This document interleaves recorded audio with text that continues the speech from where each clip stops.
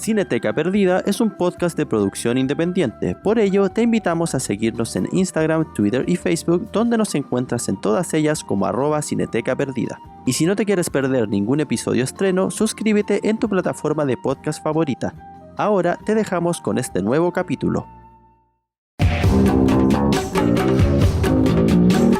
Bienvenidos al episodio 153 de Cineteca Perdida. Mi nombre es Claudio Tapia y en esta ocasión estoy acompañado de mi amigo Ángelo Illanes. ¿Cómo estás, Ángelo? Bien, ¿y tú, Claudio, cómo estás? Bien, muy bien. Aquí preparado para hablar de esta película del año 1975 del gran director Stanley Kubrick, titulada Barry Lyndon.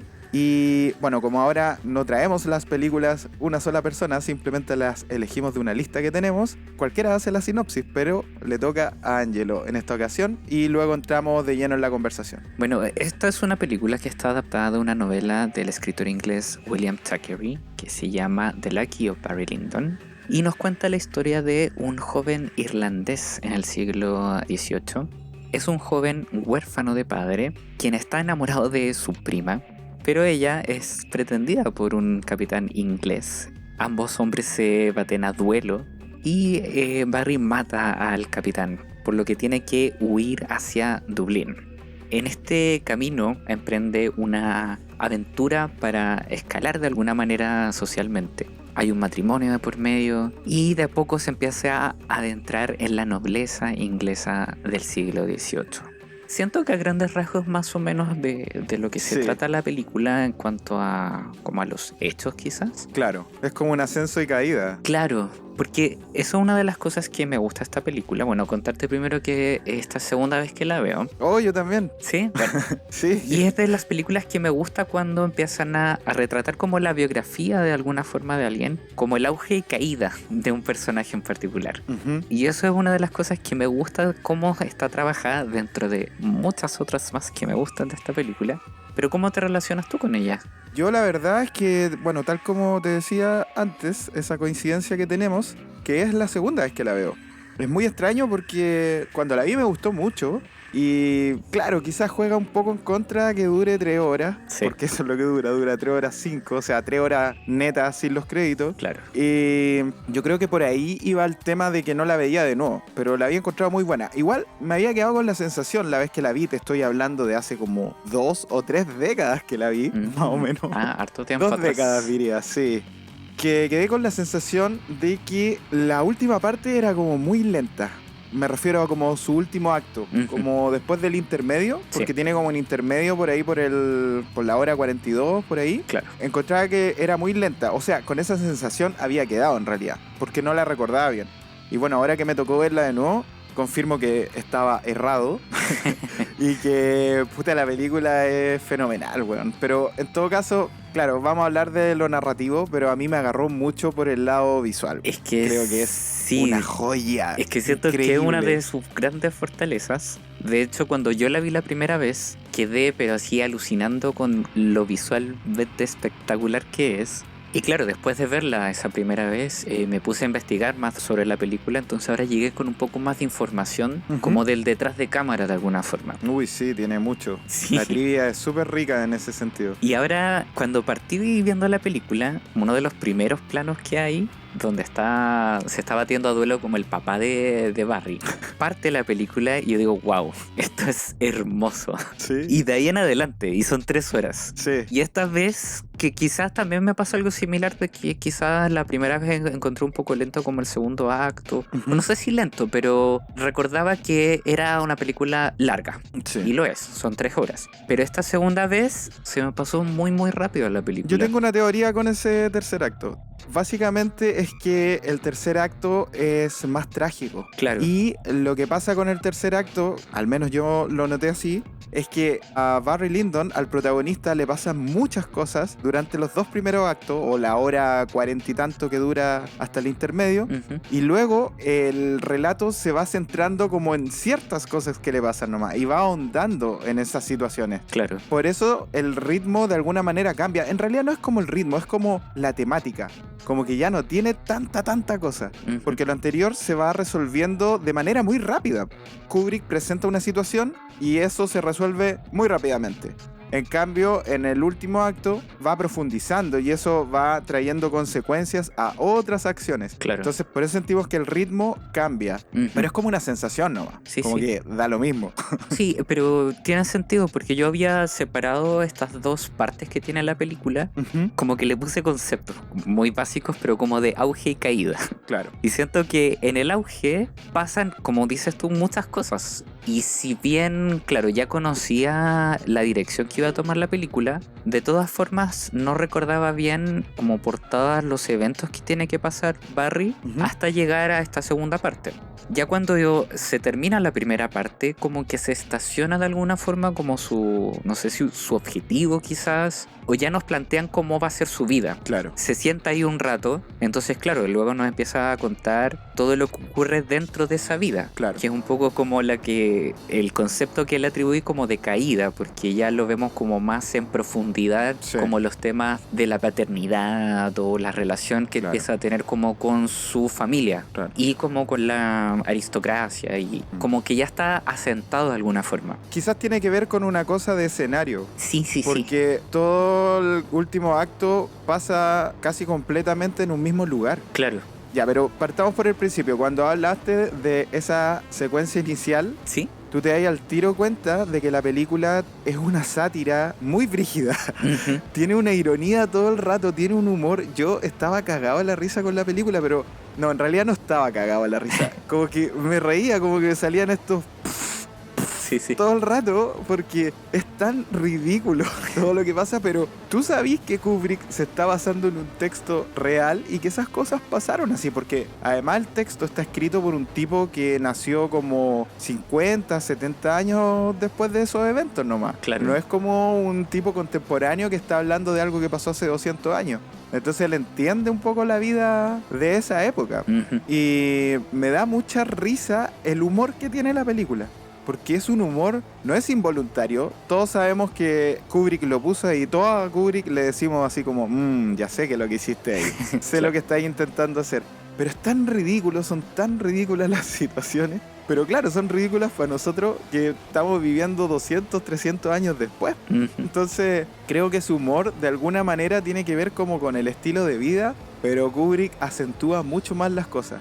Y bueno, a propósito de conceptos que tú dices, Ujú. a mí el concepto que más me tomó fue que Stanley Kubrick de alguna manera nos agarra de la mano y nos da un paseo por un museo lleno de pintura. Totalmente de acuerdo. Y es como un papá que te lleva por el museo y te va diciendo, mira, esta pintura se trata de esto se trata de esto. La única diferencia es que acá tenemos un protagonista en común de todas esas pinturas. Exacto. Eso me quedó a mí y yo decía, weón, qué entretenido ir al museo con Stanley Kubrick.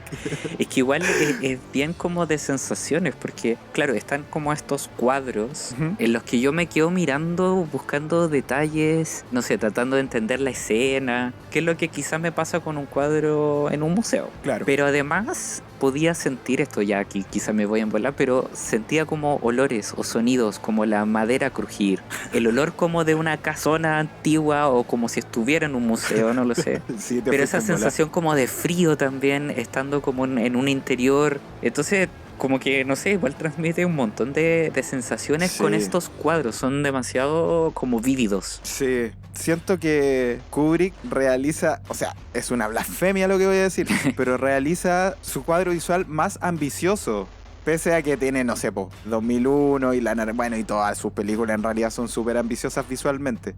Pero acá maneja un concepto y lo logra, po. Claro. Bueno, la gente que no cacha de qué estamos hablando, básicamente Kubrick usó luz natural, incluso en los interiores, no siempre, hay momentos en donde se nota que hay iluminación artificial, son muy contadas las ocasiones en todo caso, pero además lo hizo también con la luz que dan las velas, Ujú. que es una cosa óptica casi imposible. Claro. O sea, la gente que pesque sus celulares y grabe un cumpleaños cuando están cantando cumpleaños feliz un cabro chico. No se ve nada, po, No. weón, se ven las puras velas, ¿cachai? Porque no tiene la capacidad para darle esa luminosidad a un aparato artificial óptico. Entonces, ¿qué pasó? Que Kubrick compró unos lentes que inventó Carl Zeiss. Bueno, este lente se llamaba Carl Zeiss Planar que es de 50 milímetros, pero lo más increíble de todo es que es un lente con apertura focal de 0.7. Para que se entienda mejor, mientras menor el número, la apertura focal es más amplia, es decir, entra más luz al lente. Y los lentes que habían hasta ese momento, o los más bacanes que habían, eran como de 2.8, algo por ahí. Claro. Y bueno, de hecho, en la actualidad, cuando ustedes ven fotos de conciertos y esas cosas, generalmente esos fotógrafos tienen lentes de 2.8, de 50 milímetros. Cuando sacan fotos me refiero con gran angular. Claro. Hay otros lentes que es como los más bacanes, que son como de 1.5 o 1.7 por ahí. Pero uno de 0.7, bueno, estos lentes fueron hechos para las misiones Apolo. Ujú. Era para que los astronautas pudieran sacarle fotos como al lado oscuro de la luna de alguna manera. Claro. Y fueron hechos para eso, eran súper caros, se hicieron con una fórmula ultra secreta de Carl 6 y se hicieron solamente 10 porque era muy caro hacerlo. Ujú. Y no lo iban a poder vender en el comercio, nadie lo iba a comprar. Pero Stanley Kubrick compró 3. Y estos lentes fueron modificados para que pudieran entrar en las cámaras y recibir las órdenes que da la cámara al lente. Pero a la vez estos lentes son muy delicados para hacer foco, porque obviamente si tú tenías una apertura focal más alta, tu profundidad de campo se reduce mucho. Exacto. Entonces cualquier movimiento quedáis desenfocado. El objeto que estáis enfocando lo desenfocáis. De hecho, por eso esas escenas, hay momentos en donde se desenfocan. Claro. Sobre todo las escenas donde usan ese tipo de lente y tienen movimiento. Hay un momento en donde están mostrando como una escena y la cámara va haciendo un traveling. Ujú. Pero claro, la distancia focal siempre es la misma. Pero aún así la cámara se desenfoca. El lente se desenfoca. Claro. Entonces, bueno, eso es como súper ambicioso hacerlo en el cine, po, y Stanley Kubrick lo logró. Y cuando uno ve estas imágenes, por eso se ven como pintura. Se ven como pinturas y ya al saber como estos desafíos técnicos, le puedes como agregar un valor extra que funciona súper bien como con la narrativa de la película. Como Por que supuesto. es ambicioso, pero no es como gratuito o como caprichoso. Claro. Sino que realmente se logra el objetivo de plasmar la época y llevar como a movimiento estas pinturas. Entonces es ambicioso, pero lo hace tan bien que funciona demasiado natural de alguna forma. Sí. A pesar de que está forzando lo técnico de alguna manera. Claro. Tú ahí diste en el clavo, que decís darle movimiento a estas pinturas. Y creo que eso es lo que hace precisamente Stanley Kubrick. Ajá. De hecho, si tú te fijas bien, en la película hay mucho zoom back y zoom in. Sí, Ni siquiera usa mucho los dolly in y los dolly out. Ujú. Usa los zoom. claro. Y es como para decir, este detalle que tú estás viendo ahora y empieza a hacer el zoom back es de esta pintura. Exacto. Después dice, esta pintura que tú estás viendo ahora, yo quiero que vengas a ver este detalle cuando hace los zoom in. Es muy inteligente el cómo utiliza los movimientos de cámara y los encuadres. Claro. Por eso nos da esa sensación y por eso a mí me quedó totalmente esa sensación de que fui al museo a ver unas pinturas y las historias que estaban detrás de esas pinturas. Y además que no sé, siento que justamente como con esos movimientos de cámara está su comedia o ironía, no sé. Recuerdo en una de las primeras escenas cuando está como el ejército irlandés ¿Sí? y yo pensaba como, ok, se van a enfrentar. Pero no, era solamente como un acto. Entonces me dio risa porque fue como, wow, esto es tan sutil, pero al mismo tiempo es gracioso. ¿Pero por qué Sí. es gracioso? Porque me está de alguna forma engañando, pero me di cuenta. Entonces, no sé, lo encontré demasiado interesante. Eso dentro de muchas situaciones en que me vi pensando algo similar. Sí, la mayoría de las escenas tiene eso. De hecho, en esa escena, como que terminan con un disparo Claro, de los soldados claro. y la gente hace ¡guau! Sí. Es muy ridículo todo porque es todo tan pomposo. Claro. Y de repente la gente ¡guau! Pero hay muchos momentos, sobre todo en la guerra, hay muchas cosas que pasan que tienen mucha ironía, tienen mucha sátira. Sí. Es muy Sí. en ese sentido el humor. Recuerdo cuando asaltan con más Barry. Weón, Ver esa secuencia mejor es muy escena. graciosa. Sí. Bueno, los ladrones son terribles caballeros. Claro. Y es el papá con su hijo y todos se piden permiso. Claro, y el tipo era conocido, era como un soldado conocido. Claro. ¿No? Y además, hay un momento, porque este weón se supone que es como muy adolescente. Pese a que ya como que no le pueden poner más cara de adolescente, igual se ve medio viejo el Claro. Ryan O'Neal. Pero él les dice en un momento así como, ¿me pueden dejar las 20 guineas de oro, creo que es? Algo así. Sí. Que son de mi mamá. Oh, no, la wea buena, weón. Y el loco le dice, no, no podemos. Y después le dice, ¿me puedes dejar el caballo para no tener que irme a pie? Y bueno, le dice, bueno, como podrás ver, somos ladrones y tenemos que andar más rápido que nuestros clientes, le dice. Y de todas las excusas que nos hemos encontrado, la tuya es la menos creíble. Pero era verdad, todo era verdad lo que le estaba diciendo a Barry. Toda esa secuencia es pero finísima, weón. Sí. Incluso al final, cuando el weón se da con las manos arriba, y el weón le grita, ya puede bajar las manos, señor. Claro. Y el weón no cacha que lleva las manos arriba. Oh, muy buena, weón. Ujú. Si es por secuencia, me gusta mucho esa. En realidad me gustan todas, pero como que las que más disfruto es esa y la del duelo final. La del Sí. duelo final es larguísima, son como 10 minutos, en donde la escena tiene un solo objetivo narrativo. Y no pasa nunca, po, weón, no llega nunca ese objetivo. Claro. Es muy buena, está muy bien construida esa escena. En esa escena hay que darse cuenta, bueno, quizás me estoy yendo muy rápido al final. En realidad no es el final, es como el clímax de la película. Pero en esa escena hay que darse cuenta de todos sus componentes. Lo que está pasando, el sonido, Claro. porque el sonido tenemos la música que está como en loop, ¿verdad? Todo el rato. Sí. Pero además tenemos el sonido de las palomas. Ujú. También tenemos la torpeza, obviamente, de los personajes, sobre todo el del Lord Bullingdon. Ujú. La luz que entra por estas rendijas que son como ventanas, pero en realidad son como cruces.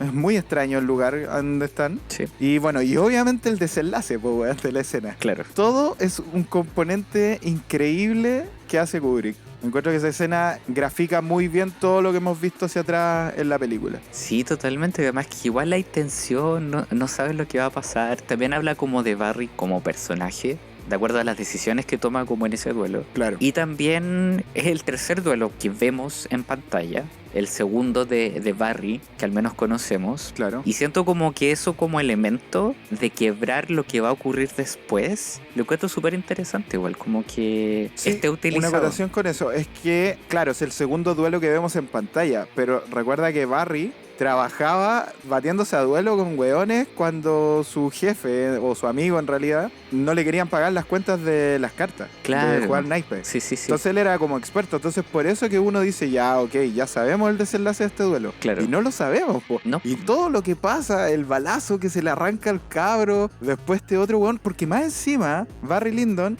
es la única vez que tiene compasión. Exacto. Y la única vez que tiene compasión en la película, le sale el tiro por la culata, po. Claro. Es bacán eso, cómo lo establece Stanley Kubrick. Y la escena, cómo se va construyendo, es increíble. Es ver a los hermanos Coen, es ver, no sé, Breaking Bad. Sí. Yo creo que todos sacan... Bueno, de hecho, es muy coeniana la película. Obviamente, siempre que digo esto, lo digo ratificando de que los Coen son los que le copiaron todo a Kubrick, obviamente.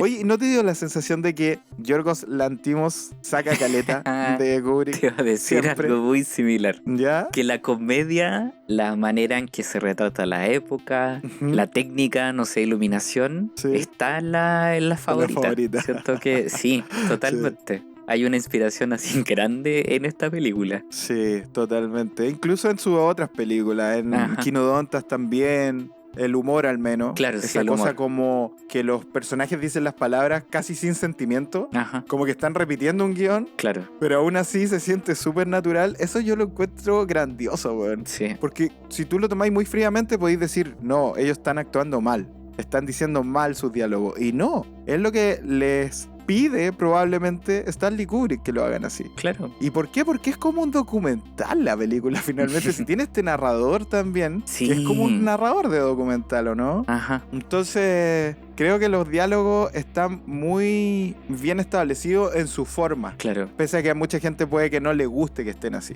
Como que no hay sentimiento entre medios, como que no hay pasión donde debiera haberla, ni tampoco hay tanta frialdad donde debiera haberla. Es como todo muy parejito. Sí. Pero eso hace que la película tenga un humor distinto, po.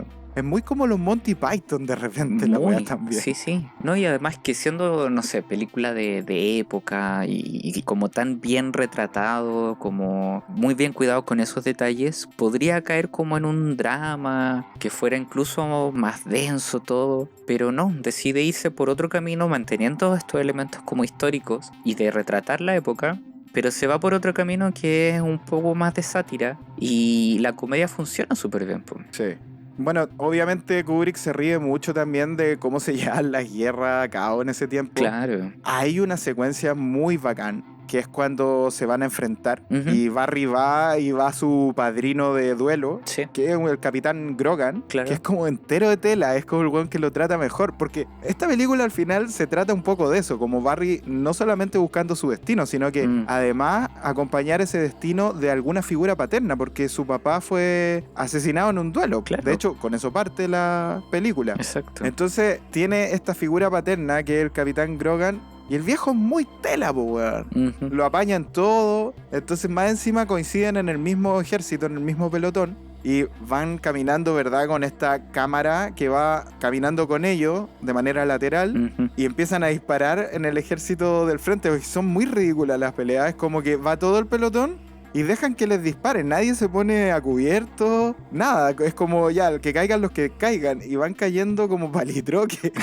Algunos weones. Sí. Y es bacán esa escena porque van todos con una cara de cagados de miedo, weón. Ya imagino a Kubrick así como revisando milímetro por milímetro cada cuadro, viendo a ver si algún weón se reía o ponía cara de feliz. No, tenían que ir todos cagados de miedo, ¿cachai? Claro. Entonces, esa escena deja muy en ridículo lo que es la guerra. Las guerras, cómo se hacían en ese tiempo. Bueno, la guerra es ridícula en general, Ujú. pero digo cómo se peleaban las guerras en ese tiempo. O sea, parte ya con eso estableciéndolo, po, weón. Claro. Y además que el mismo narrador hace estos comentarios sobre los ejércitos. Sí. Cuando Barry deserta, ¿cierto? Del ejército inglés y se encuentra como con los prusianos. Ujú. Y el narrador describe a este ejército como lo peor. Sí. Pero Son una es muy mierda. gracioso por el tono que tiene este narrador. Pero que tú igual cachai que hay un punto de vista y además es un tono irónico o como de sátira, digo. Porque es como, mira, de todos los ejércitos este es el peor en el que pudo haber caído Barry. Y eso es muy gracioso igual. Sí, sí. Bueno, en realidad todo lo de la película, sí, insisto, hacia el final se va poniendo un poco más trágica nomás. Claro. Pero es como obvio. Sí, el Juan fue acumulando tragedias durante toda su aventura de vida, po. Exacto. De hecho, esas partes son bacanes, weón, las del final. Porque pareciera que el relato podría languidecer Ujú. o irse a la mierda. Y no, pues se mantiene súper firme, pues como que cambia el tono nomás. Claro. De hecho, cuando todo ese round que tiene con Lord Bullingdon Ujú. es muy bacán, pues porque parte con Lord Bullingdon de niño, po. Claro. Ya han pasado caleta de años y los jóvenes todavía se tienen mal. Sí. Y bueno, y él tiene un hijo con su señora, su nueva señora, Ujú. que es la Lady Honoria, Sí. que a quien, bueno, se casa con ella solo por interés para él llegar a ser de alta alcurnia, po, para ser considerado lord o alguna cosa así. Claro. Y bueno, y obviamente para disfrutar de la plata, la fortuna que tiene esta lady.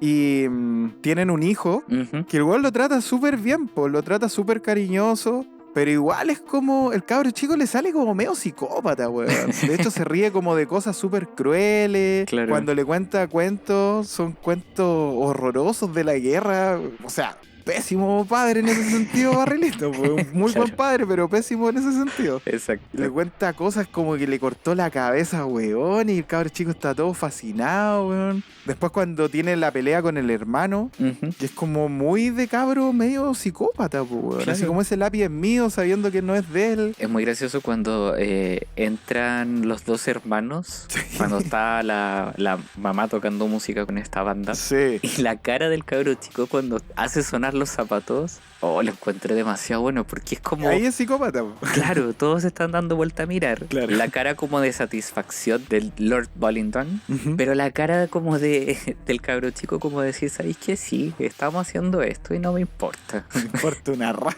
Claro. Sí, es muy mimado el cabro chico. Sí. O sea, bueno, los cabros chicos no son psicópatas, pero sí es muy mimado. De hecho, eso queda claro cuando le pide un caballo a Barry. Claro. Y después, más encima, se da cuenta de que sí le compraron el caballo y que es una sorpresa, pero él ya la sabe. Ujú. Pero además le dicen, weón, no vayáis a andar en caballo hasta que llegue el día de tu cumpleaños cuando te lo regalemos. Y toda la tragedia sucede porque el cabro chico es súper mimado y no le hace caso, po. Sí, quería volver un poco a lo que estabas comentando de la iluminación en interior. ¿Ya? Pero también quería comentar lo de los exteriores, que igual fue súper complicado por los climas como de las locaciones. Claro. Fue rodada en Inglaterra, en Irlanda también, donde el clima va cambiando durante el día. Las nubes. Entonces la iluminación fue súper compleja como trabajarla. Sí. Pero así todo siento que cuando estabas viendo las escenas en exteriores, como que me daba la sensación de que fueran como fondos medio falsos, ¿Ya? como los que se ocupaban quizás en películas, no sé, de los 50, cuando eran escenografías pintadas. Claro. Pero después, claro, pues volví a pensar como,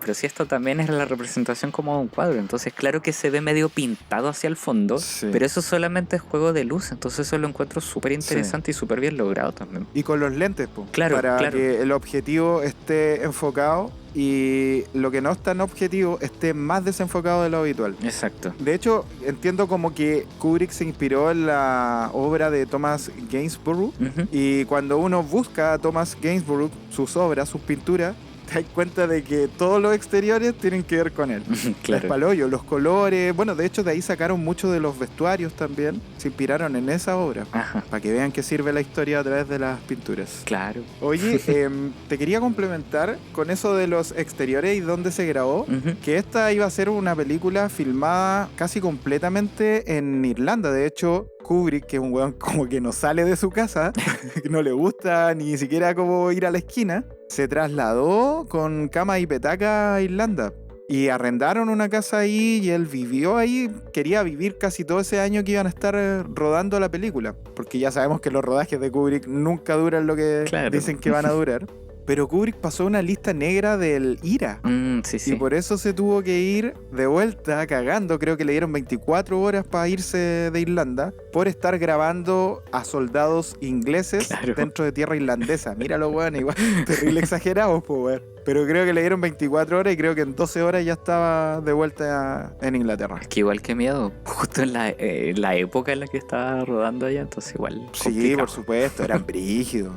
Y tuvieron que cambiar todas las locaciones, pues y ahí se generaron muchas demoras y tuvieron que rodar muchas cosas de nuevo, porque obviamente habían escenas que iban a tener que repetir en ciertos lugares y ya no los tenían. Ujú. Así que eso también pasó con la cuestión de los escenarios. Pues y bueno, y la elección de Ryan O'Neal, que es muy chistoso porque fue como la condición que puso Warner Brothers, que el actor protagonista tenía que estar entre los top 10 del año Ujú. de los actores como más taquilleros. Ya. Y Ryan O'Neal, por única vez en la historia, estuvo en ese top 10 porque había hecho Love Story. Y Love Story fue un taquillazo así, pero brígido. Fue como el Titanic de su momento. Claro. Y apareció en ese top 10 y creo que, bueno, por edad y por características, por agenda, fueron descartando. Y los únicos dos que quedaron fueron Robert Redford y Ryan O'Neal. Wow.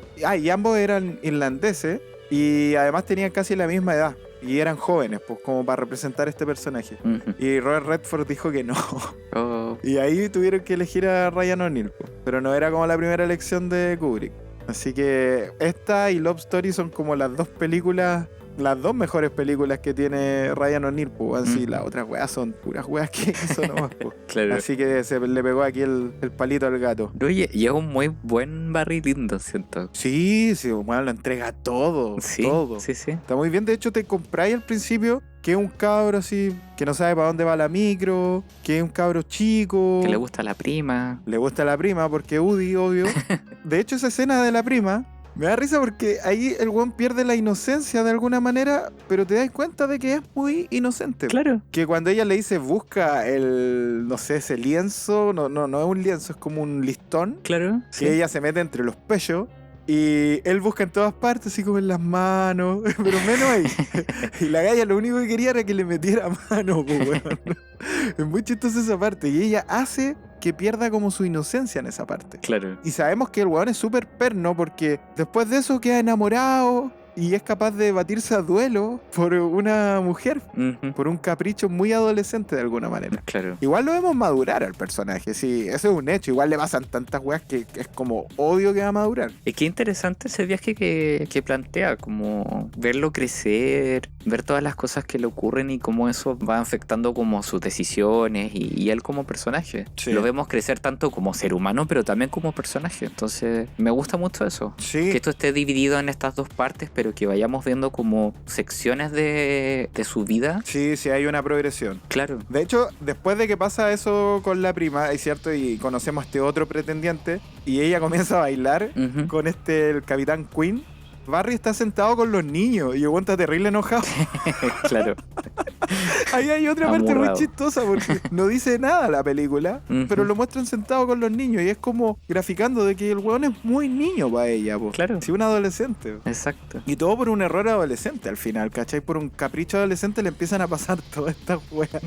Una escalada de cosas que Sí, no, pobre no, Barry. no las preveía. Sí. Bueno, al final yo encuentro que es una película, como ya yéndome más al concepto, que de alguna manera como que cuenta la historia de este weón que se llama Redmond Barry. De hecho, ni siquiera se llama Barry. Después adopta el apellido como nombre y adopta el otro apellido para ser de alcurnia, pues que es Barry Lyndon. Ujú. Es como la pérdida de inocencia de él, pero en manos de los adultos. Claro. Como que lo van corrompiendo hasta de alguna manera como transformarlo, o esto en realidad lo transforma en un adulto tan corrupto como ellos. Ujú. Al final lo que te quiere mostrar Kubrick, siento yo, es que vengáis de donde vengáis, si pasáis por este tipo de personas, vais a llegar a este tipo de forma de ser, creo yo. Sí, no, y además que está en la búsqueda, como comentabas tú, como de esta figura paterna, también de validación y que está hecha como por los adultos que lo rodean en una primera instancia.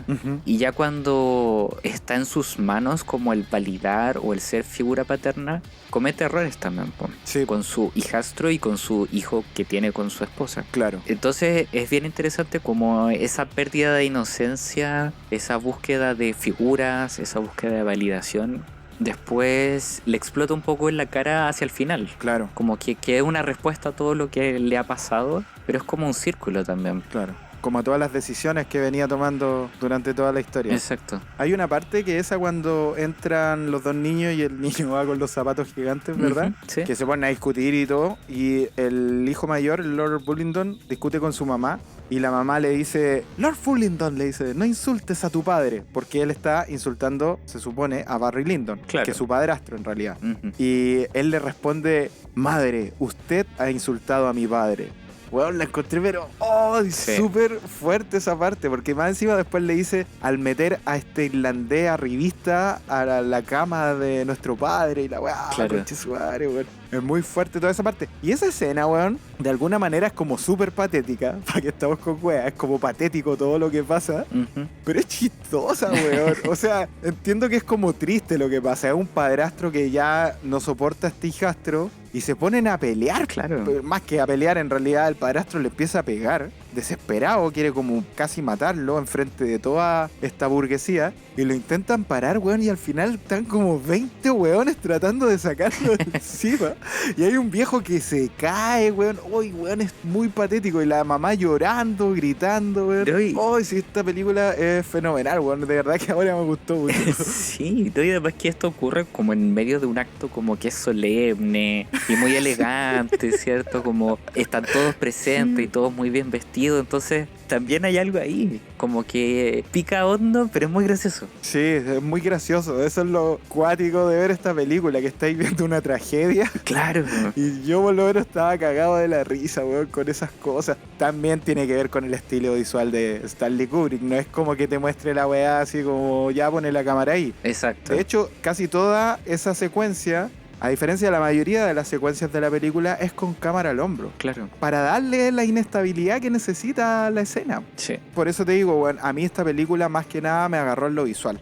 Ahí es donde me fui a la cresta. Ujú. Stanley Kubrick, bueno, siempre fue su mejor momento, pero me encanta el momento en el que está en esta película. Claro. Pone como todo lo que sabe de alguna forma, pero sigue siendo, Sí. como decías tú al principio, ambicioso, Claro. pero de manera justificada. Ujú. Insisto con eso y que le resulta demasiado bien. Sí. Y también esta película me atrapa demasiado como por lo visual, por la técnica y saber todas estas cosas y ver la película nuevamente me hace apreciarla mucho, mucho más. Sí. Bueno, otra parte técnica que noté esta vez, que una de las pocas, si no la única, la verdad es que no me fijé tanto, debe ser la única parte, que está en cámara lenta, es en el accidente del niño, cuando se cae el caballo. Sí, sí, sí. Y es terrible porque claramente es un doble, pero es un doble como niño, diría yo, po, weón. Claro. Y cómo se dobla en el aire y cómo lo azota en el suelo es terrible porque es cámara lenta, porque además tiene unos efectos de sonido como para darle más dramatismo, más tragedia. Claro. Bueno, creo que Kubrick sabe muy bien dónde insertar estas pequeñas cosas, weón, que marcan la diferencia de alguna manera. Totalmente. Oye, Ángelo, estamos llegando al tiempo. ¿Querías decir alguna última cosa? ¿Algún apunte que se te haya quedado quizá? No, siento que la conversación que hemos tenido como que ha plasmado todo lo que siento hacia la película. Es una película que me gusta mucho, como hemos comentado, por lo visual, la manera que tiene de plasmar y de narrar. Me gustó mucho revisitarla y ahora la aprecio incluso mucho más. Qué bacán. Bueno, yo lo que tengo que decir es que Leon Vitali, que es el Lord Bullingdon, después terminó trabajando con Kubrick como su asistente y trabajó hasta la última película con él. Lo otro que quiero decir es que me da mucha risa el epílogo, porque hay un epílogo, ¿verdad? Ajá. Que dice un montón de cosas, pero la última frase dice, cuando se refiere a los personajes de toda la historia, dice, ahora todos ellos son iguales. Claro. Me da mucha risa porque ese es el tono que usa Kubrick en toda la película, que es como decirte una cosa, pero en realidad te está diciendo otra, y que es como evidente. Sí, Lo que te está diciendo es que ahora están todos muertos, así que da lo mismo. claro. Eso es lo que quiere decir al Y final de la además, película. ahora que me acordaste de eso, Ujú. no hay narrador en este epílogo, siendo que se ha utilizado durante toda la película y en el Sí. epílogo es un texto en pantalla sin narrador. Sí. Eso también lo encontré, que hay una decisión ahí, po. Sí, son 3 cortes con esas pancartas. Claro. Bueno, yo creo que ahí estaríamos terminando ya el episodio. Una cosa sí, quería recomendar, si es que quieren escuchar más episodios que tengan que ver con películas de Stanley Kubrick, tenemos El Resplandor en el episodio 56, 2001 Odisea en el Espacio en el 21 y Ojos Bien Cerrados en el capítulo 9, cuando éramos unos niños. Oh. Así que los invitamos a escuchar esos episodios también. Y les avisamos que en el próximo episodio vamos a tener la película Up de Pete Docter del año 2009. Sí, ya adivinó, la del Caballero con los Globos. Y ahí va a estar Simón y Esteban conversando de esa película. Sería todo. Estamos ahí quizás hablando juntos en alguna otra ocasión, alguna otra película. Exacto. Que estés bien. Muchas gracias. Chau, chau. Nos vemos. Chau.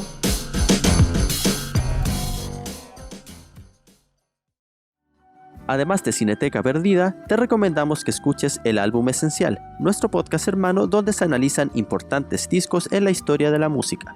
También te recomendamos a nuestro podcast amigo Se Escucha Desde Acá, con toda la entretenida conversación de Carlos Huerta y Felipe Chandía. Te esperamos en el próximo episodio.